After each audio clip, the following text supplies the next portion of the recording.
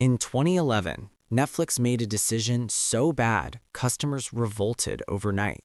The stock collapsed, subscribers canceled in protest, and Wall Street declared the company finished. This wasn't a small mistake. This was a self-inflicted wound. And the company that would later dominate global entertainment was suddenly fighting for survival.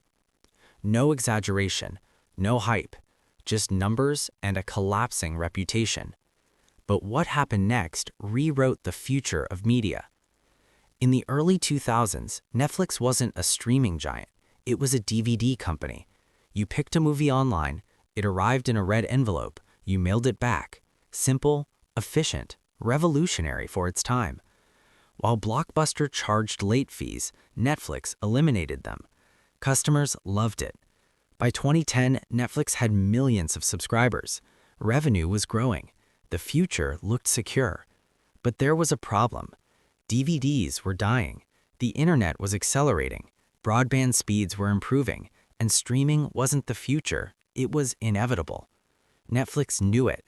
The question wasn't if they should pivot. The question was how fast. In 2011, Netflix made a bold move. They split the company in two. DVD rentals would become one service, streaming would become another, and customers would have to pay separately. It sounded logical on paper. It was catastrophic in reality. Overnight, prices increased. The brand felt fragmented. The message felt confused, and customers felt betrayed.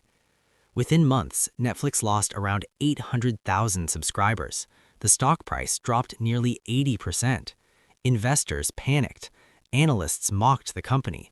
Some said Netflix would be sold. Others said it would shrink into irrelevance. For the first time, Netflix looked weak. But here's what most people missed. Reed Hastings, Netflix's CEO, wasn't trying to destroy the company. He was trying to detach it from the past. DVD rentals were still strong, but strong doesn't mean permanent. If Netflix clung to DVDs too long, it would become Blockbuster. And Hastings understood something brutal. You don't pivot when it's comfortable. You pivot when it's terrifying. Streaming wasn't profitable yet. Licensing content was expensive. Studios controlled the market, and Netflix depended on competitors for content. If Disney, Warner, or NBC pulled their catalogs, Netflix would have nothing left to stream. And slowly, that's exactly what began happening. Studios realized streaming was the future, and they wanted control. Netflix faced an existential threat. It didn't own its own content, and without content, a streaming service is empty. So Netflix made the riskiest decision in its history. It would become a studio, not just a distributor, a creator.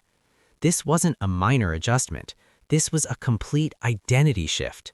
Netflix would spend billions producing original content. If the shows failed, the company would collapse. If they succeeded, Netflix would no longer depend on Hollywood.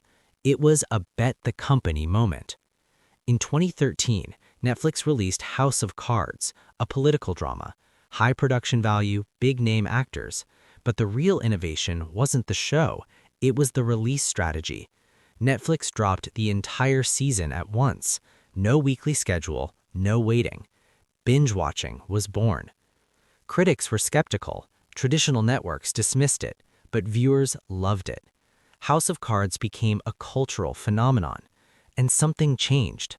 For the first time, Netflix wasn't just distributing entertainment, it was shaping it. Then came Orange is Like the New Black, then Narcos, then global expansion, then data-driven content production. Netflix didn't guess what audiences wanted. It analyzed behavior. It studied viewing patterns. It engineered engagement. And slowly, Netflix built a content empire.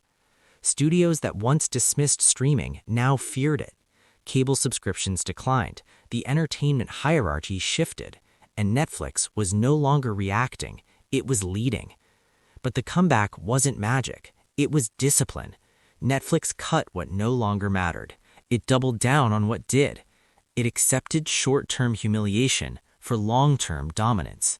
The 2011 backlash? Necessary pain. The stock crash, the cost of reinvention. the subscriber loss, a filter. What survived was the future version of Netflix. Today, it's easy to look back and assume the rise was inevitable. It wasn't. Netflix nearly destroyed its own brand trying to evolve. But evolution is messy, and survival requires decisions that look insane in the moment. Blockbuster protected its past. Netflix abandoned it. One disappeared. The other transformed an industry. Netflix didn't win because it was perfect. It won because it moved first. It absorbed criticism. It endured doubt. It survived embarrassment. And when the dust settled, it owned the future. The lesson isn't about streaming, it's about timing. If you wait until the old model collapses, you're already too late.